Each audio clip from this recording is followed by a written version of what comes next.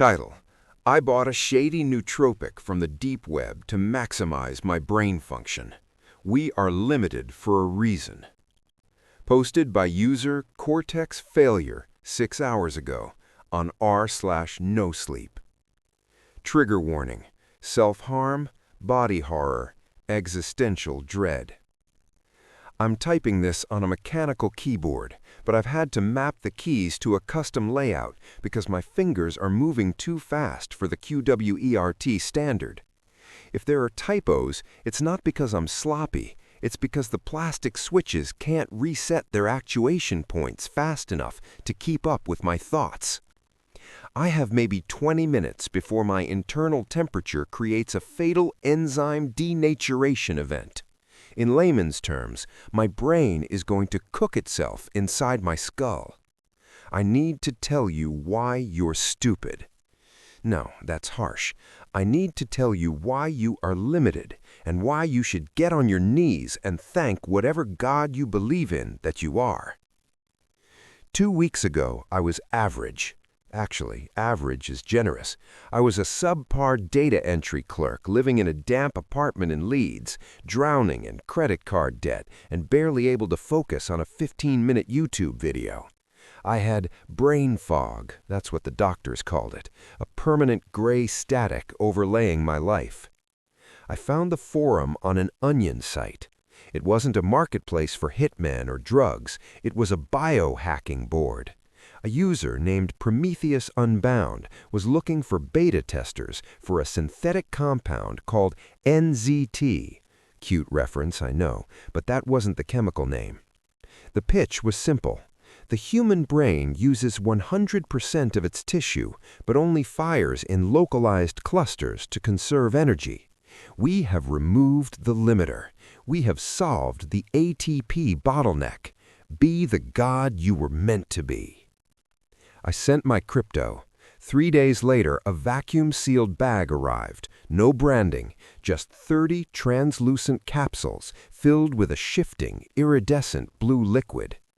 I took the first one on a Tuesday morning. Day 1, the clarity. It wasn't like the movies. The world didn't turn golden. The saturation didn't crank up. It was the noise. The first thing I noticed was the hum of the refrigerator. Usually it's a background drone. Suddenly, I could hear the compressors piston firing, the coolant bubbling through the copper coils, the slight rattle of a loose screw on the back panel. I could isolate each sound. I went to work. I looked at the spreadsheet I'd been dreading, 4,000 rows of logistics data. I didn't just read it, I drank it. My eyes swept the page, and my brain instantly built a 3D model of the shipping routes. I spotted 17 inefficiencies in 4 seconds. I rewrote the company's entire quarterly logistics strategy before lunch. My boss looked at the report, pale-faced. "How long have you been working on this, Mark?" "About 20 minutes," I said.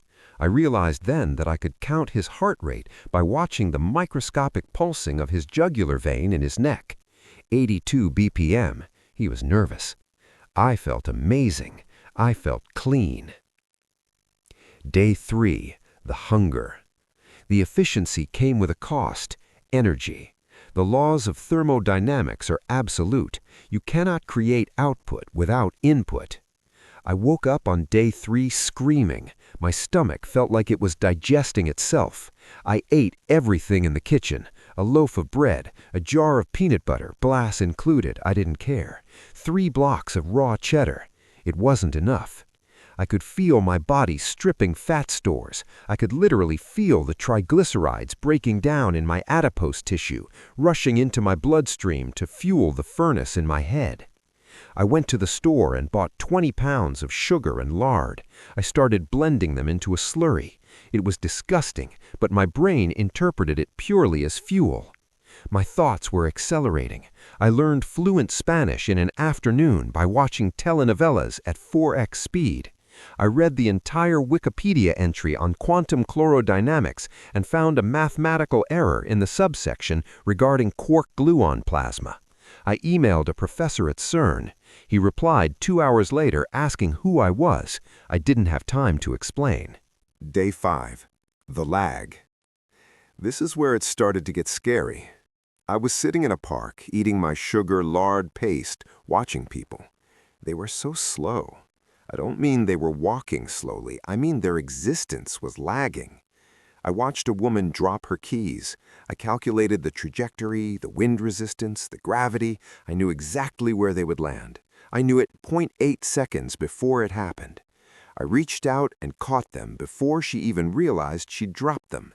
She looked at me, blinking. Her blink took an eternity. I watched the eyelid descend, the lashes interlock, the tear film replenish, the muscle retract. "Thank you," she droned, a low, distorted slur. I realized then that my processing speed was outpacing reality. I was living in a different frame rate. To me, the world was moving through molasses. I tried to sleep, but I couldn't. How can you sleep when you can hear the termites chewing the wood in the walls 3 apartments over? When you can feel the air pressure drop because a storm is forming 200 miles away? I took another pill. I needed to maintain the high. The come-down would kill me. Day 7. The pattern. I stopped going to work. I had solved the stock market on day 6.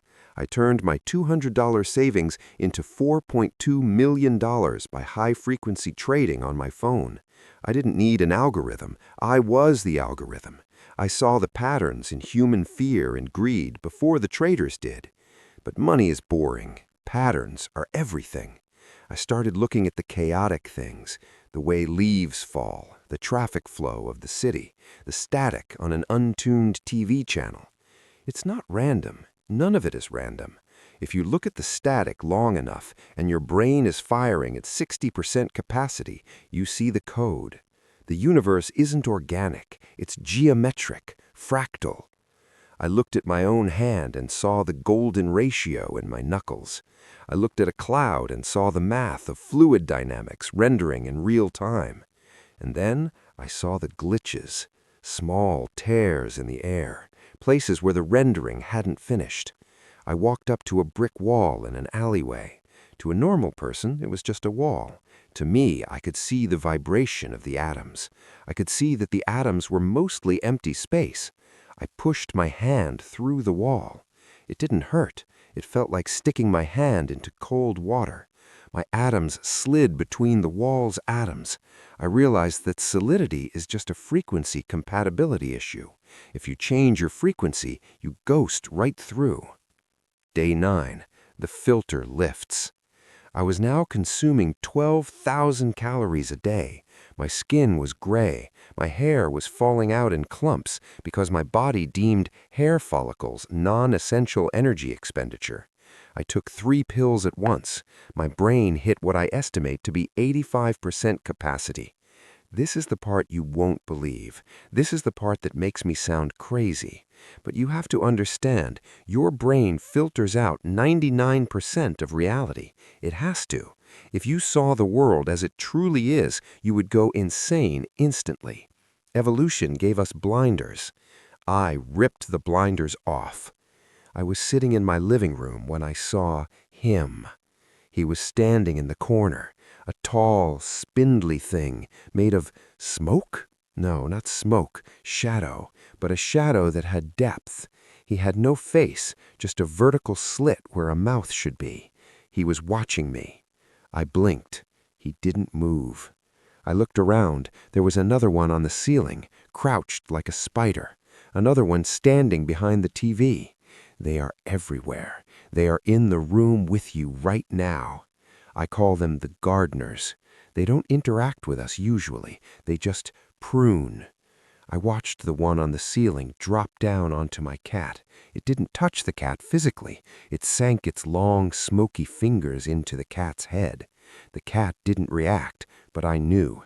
The cat was slightly less alive than it was a moment ago. They feed on us. They feed on consciousness. That's why we get tired. That's why we age. It's not biology. It's harvesting. The one in the corner realized I could see him. The vertical slit opened. It let out a sound that wasn't a sound. It was a radio frequency, a screech of static. Data corruption detected. It seemed to scream into my mind. Day 11. Omniscience. I barricaded the doors, but that doesn't matter. They can walk through walls, but they are cautious of me now, because I can hurt them.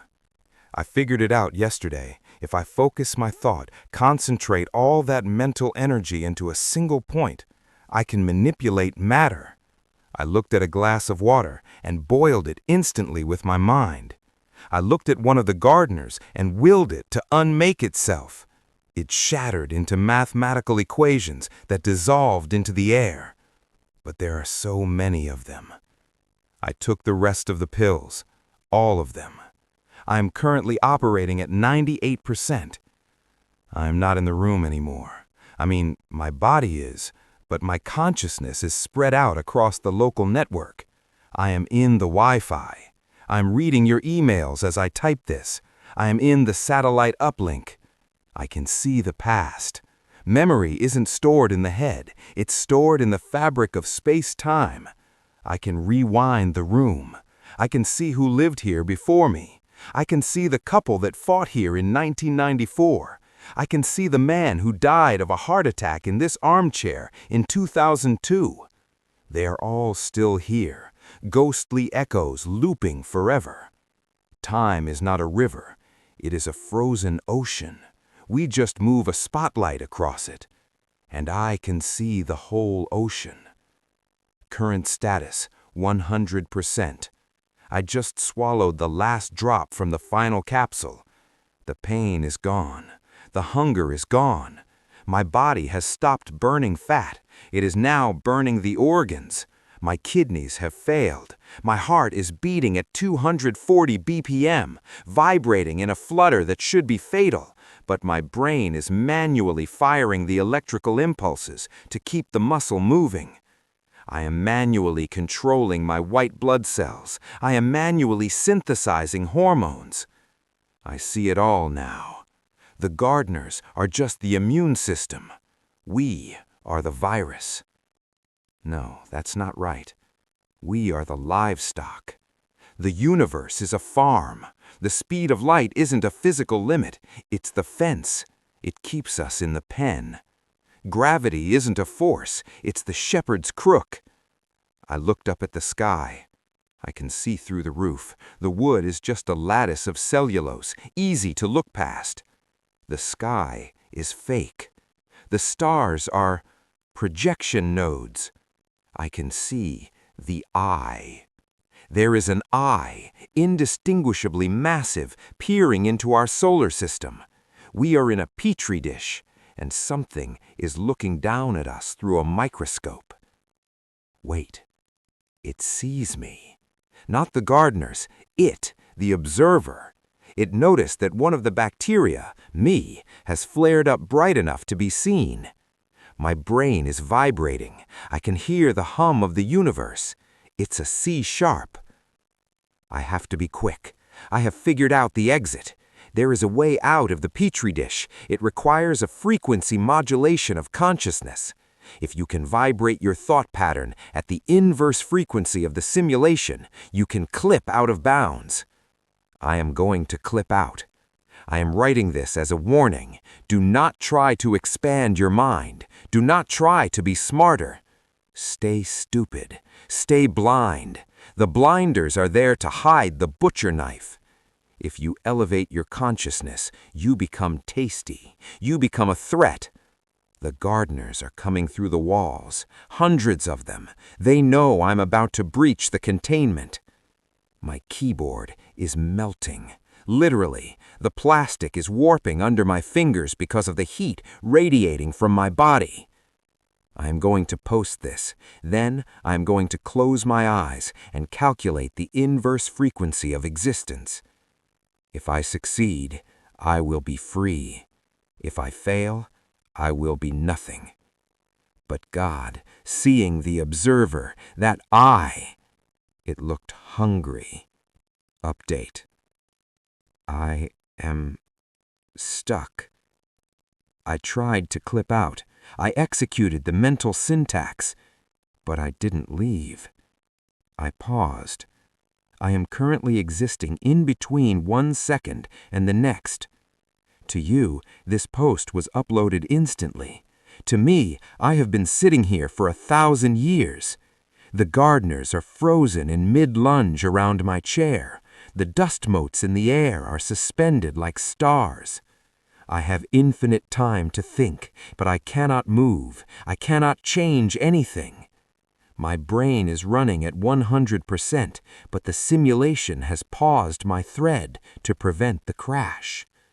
I am trapped in a single moment of perfect clarity, and the eye is getting closer to the lens. It's bringing a needle. I think it's going to... User cortex failure has been inactive for 0 minutes. Thread locked by moderators.